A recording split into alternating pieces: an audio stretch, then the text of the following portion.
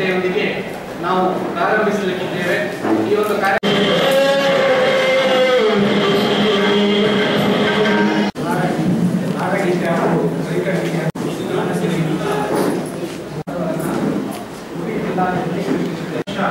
December 23ರಂದು ಕೃಷಿಗೆ ಸಂಬಂಧಿಸಿದ ಕಾರ್ಯಾಗಾರ, ವಿಚಾರ ಸಂಕಿರಣ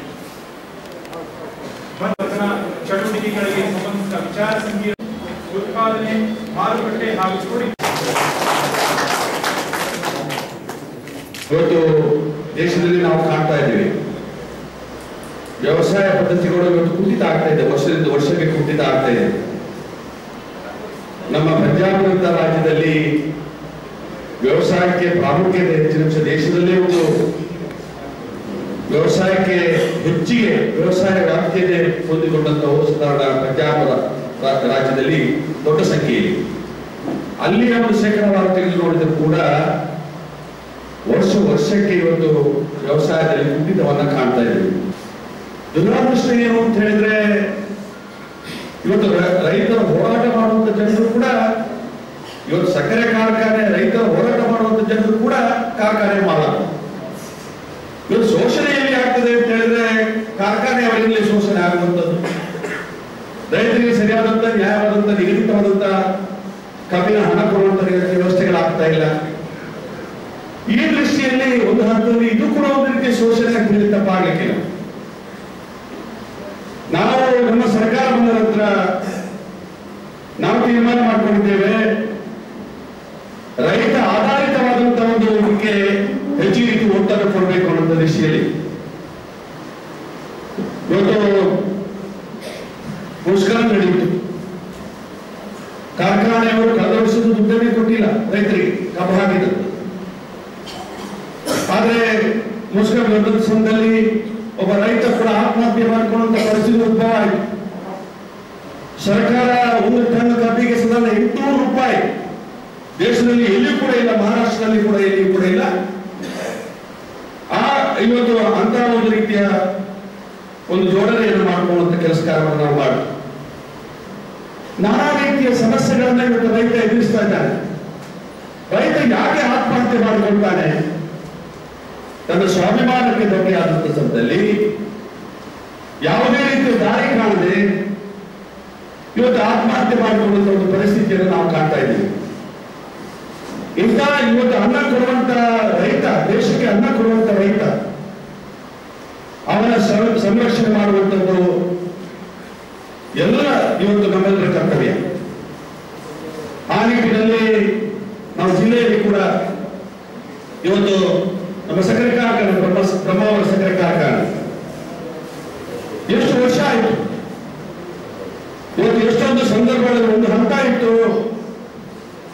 ಇಡೀ ಉಡುಪಿ ಜಿಲ್ಲೆಯಲ್ಲಿ ಇವತ್ತು ಕಬ್ಬಿಣ ವ್ಯವಸಾಯ ಮಾಡುವಂತ ರೀತಿಯಲ್ಲಿ ಸಾಕಷ್ಟು ಇವತ್ತು ರೈತರು ಬಹಳಷ್ಟು ಪ್ರೇರಣೆ ಪಡೆದು ಉತ್ಸಾಹದಿಂದ ಕೆಲಸ ಕಾರ್ಯ ಮಾಡುವಂತ ಅವಕಾಶ ಇತ್ತು. ಇವತ್ತು ನಾವು ನೋಡಿದ್ರೆ ಇವತ್ತು ಆ ಕಬ್ಬಿನ ವ್ಯವಸಾಯವನ್ನೇ ಸಂಪೂರ್ಣವಾಗಿ ಸ್ಥಗಿತ ಮಾಡುವಂತ ರೀತಿ ವ್ಯವಸ್ಥೆ ಆಗಿದೆ. ಅಲ್ಲಿ ಕೆಲಸ ಮಾಡುವಂತ ಕಾರ್ಮಿಕರಿಗೆ ದುಡ್ಡು ಕೊಟ್ಟಿಲ್ಲ ನಾವು. ಅಲ್ಲಿರುವಂತಹ ಕಾರ್ಮಿಕರು ಆತ್ಮಹತ್ಯೆ ಮಾಡಿಕೊಳ್ಳುವಂತ ಪರಿಸ್ಥಿತಿ. ಕಬ್ಬಿಗೆ ಕಬ್ಬು ಹಾಕಿದಂತ ರೈತರಿಗೆ ನಾವು ದುಡ್ಡು ಕೊಟ್ಟಿಲ್ಲ. ನಾವು ತೆಗೊಂಡಂತಹ ಸಾಲ ಇವತ್ತು ಏಲ ಮಾಡುವಂತ ಪರಿಸ್ಥಿತಿ, ಜಾಗ ಏಲ ಮಾಡುವಂತ ಕಬ್ಬಿನ ಆ ಸಕ್ಕರೆ ಕಾರ್ಖಾನೆಯ ಜಾಗ ಏಲ ಮಾಡುವಂತ ಪರಿಸ್ಥಿತಿ. ಇಂತಹ ಸಮಯದಲ್ಲಿ ಪ್ರಥಮ ಹಂತದಲ್ಲಿ ನಾವೊಂದು ಇವತ್ತು ಆದಷ್ಟು ಶೀಘ್ರವಾಗಿ ಕಾರ್ಮಿಕರಿಗೆ ಹಣ ಕೊಡಬೇಕು, ರೈತರಿಗೆ ಕಬ್ಬು ಹಾಕಿದ್ರೆ ದುಡ್ಡು ಕೊಡಬೇಕು. ಸಹಕಾರಿ ಸಂಸ್ಥೆಯಿಂದ ನೀವು ಸಾಲ ತಗೊಂಡಿದ್ದೇವೆ, ಅದನ್ನು ತಕ್ಷಣ ನಿಲ್ಲಿಸಬೇಕು ಅನ್ನೋ ಉದ್ದೇಶಕ್ಕೋಸ್ಕರ ನಾವು ಇವಾಗಲೇ ಮಾನ್ಯ ಮುಖ್ಯಮಂತ್ರಿಗಳು ಸಿದ್ದರಾಮಯ್ಯನವರು 12 ಕೋಟಿ ರೂಪಾಯಿ ಅನುದಾನಕ್ಕೆ ಜೋಡಣೆ ಮಾಡಿದ್ದಾರೆ. ಇವತ್ತು ಅದರ ತೀರ್ಮಾನವನ್ನು ನಾವು ನಾವು ಕುಂದಾಪುರದಲ್ಲಿ ನಡೆಯುವಂತಹ ಕೃಷಿ ಮೇಳದಲ್ಲಿ ನಮಗೆ ಸಕ್ಕರೆ ಕಾರ್ಖಾನೆಯ ಭವಿಷ್ಯ ಏನು ಅನ್ನೋದ್ರ ಬಗ್ಗೆ ರೈತರ ಒಂದು ರೀತಿಯ ಸಲಹೆ ಸೂಚನೆಗಳ ಮುಖಾಂತರ ನಾವು ನಿರ್ಧಾರವನ್ನು ಮಾಡ್ತೇವೆ. ರೈತರು ಹೇಳಬೇಕು ಅದನ್ನು ಯಾವ ರೀತಿ ಮುಂದುವರಿಸಿಕೊಂಡು ಹೋಗಬೇಕು ಅನ್ನೋ ರೀತಿಯಲ್ಲಿ. ಒಂದೇ ದಿವಸ ಶಂಕುಸ್ಥಾಪನೆ 83ನೇ ಇಸ್ವಿಯಲ್ಲಿ ಇವತ್ತು 9 ಕೋಟಿಯಲ್ಲಿ ಇವತ್ತು ನಾವೆಲ್ಲರೂ ಕೂಡ ಹೊಣೆಗಾರರೇ. 9 ಕೋಟಿಯಲ್ಲಿ ಪೂರ್ತಿ ಆಗಬೇಕಂತ ನೀರಾವರಿ ಯೋಜನೆ 500 ಕೋಟಿ ರೂಪಾಯಿ ಖರ್ಚಾಯಿತು. ಅರ್ಧಾಂಶ ಕೂಡ ಇದು ಪೂರ್ತಿ ಆಗಲಿಲ್ಲ. ಆ ಯೋಜನೆಯನ್ನೇ ಕೈ ಬಿಡಬೇಕು.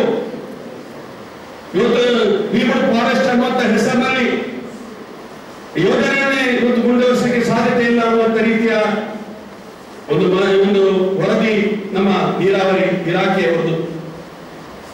ಯಾವ ರೀತಿ ಪ್ರಯತ್ನ ಕೂಡ ಆಗಲಿಲ್ಲ. 194 ಎಕರೆ ಜಾಗಕ್ಕೆ ಒಂದು ಸೆಂಟ್ರಲ್ ಕಮಿಟಿ ನೀವು ಬಂದು ಅನುಮತಿಯನ್ನು ಕೊಟ್ಟಿದೆ. ನಮಗೆ ಇವತ್ತು ರಿಸರ್ವ್ ಫಾರೆಸ್ಟ್ ಉಪಯೋಗ ಮಾಡಿಕೊಳ್ಳಿಕ್ಕೆ ನಾವು ಅದನ್ನು ಅಷ್ಟು ಖರ್ಚು ಮಾಡಿಕೊಂಡಿಲ್ಲ. ನಮಗೆ ಇನ್ನೂ ಅವಕಾಶ ಇದೆ. ಅದರಲ್ಲಿ ಎಲ್ಲೇ ಸೆಂಟ್ರಲ್ ಗವರ್ಮೆಂಟ್ ಅಥವಾ ಸುಪ್ರೀಂ ಕೋರ್ಟ್ಗೆ ಹಾಕುವಂತ ಪರಿಸ್ಥಿತಿ ಬೇಕಾಗಿಲ್ಲ. ಇವತ್ತು ಇಟಾಸಂದಲ್ಲಿ ನಾವು ಇವತ್ತು ತೀರ್ಮಾನ ಮಾಡಿಕೊಂಡಿದ್ದೇವೆ. ಆ 194 ಎಕರೆ ಜಾಗಕ್ಕೆ ಏನು ಅನುಮತಿ ಸಿಕ್ಕಿದೆ ಅದಲ್ಲೇ ಇದಕ್ಕೆ ರಿಯಾಯಿತಿ ಕೊಡಬೇಕು. 8,000 ಎಕರೆಗೆ ನೀರು ಕೊಟ್ಟೇ ಸುದ್ದ ವಾರಾಹಿ ಯೋಜನೆಯಲ್ಲಿ 8,000 ಎಕರೆ ಜಾಗ ನೀರಾವರಿಯನ್ನು ಆದಷ್ಟು ಶೀಘ್ರವಾಗಿ ಮಾಡಬೇಕು ಅನ್ನೋ ರೀತಿಯ ಕಾರ್ಯಕ್ರಮಕ್ಕೆ ಚಾಲನೆ